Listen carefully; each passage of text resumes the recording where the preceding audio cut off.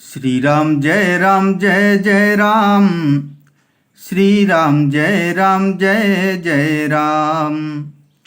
निशिचर निकर पतंग सम, रघुपति बान कृसानु। जननी हृदय धीर धरु, जरे निशाचर जानु।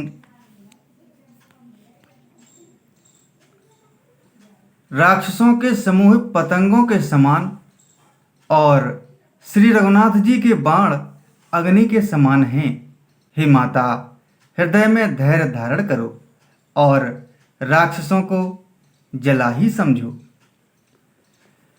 जो रघुबीर होती सुधि पाई, करते नहीं विलंब रघुराई। राम बाण रबियुए जानकी, तंबरूथ कह जातु धान की।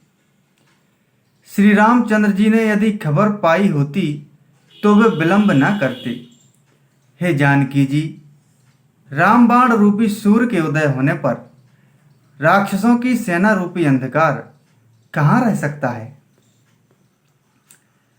अब हिमा तुम्हें जाऊं लबाई, प्रभु आयसु नहीं राम दुहाई।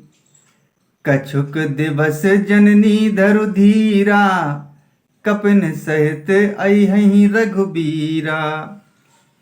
हे माता, मैं आपको अभी यहाँ से लेवा जाऊं, पर श्री रामचंद्र जी की शपथ है, मुझे प्रभु उनकी आज्ञा नहीं है।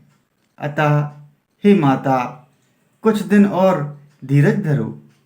श्री रामचंद्र जी बांदरों सहित यहाँ आवेंगे।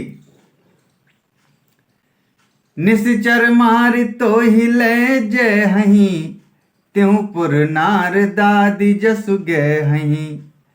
हैं सुत कपि सब तुम्हि समाना, जातु धान अति भट बलवाना। और राक्षसों को मारकर आपको ले जाएंगे। नारद आदि ऋषि मुनि तीनों लोकों में उनका यश गावेंगे।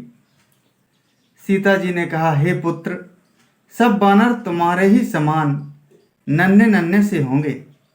राक्षस तो बड़े बलवान योद्धा हैं।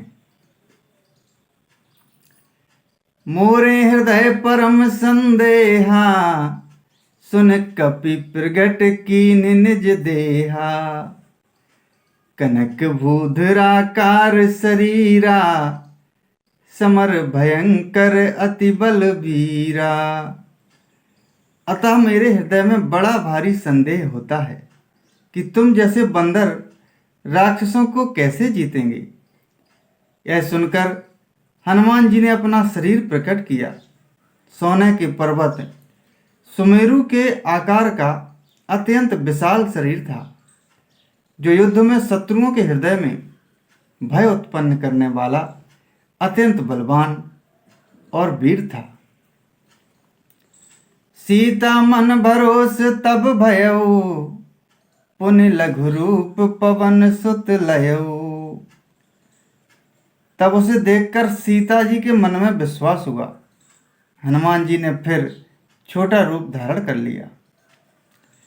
सुन माता शाखा मृग, नहीं बल बुद्धि विशाल। प्रभु प्रताप ते गरुड़हि, खाई परम लघु ब्याल। श्री राम जय जय राम। श्री राम जय जय राम।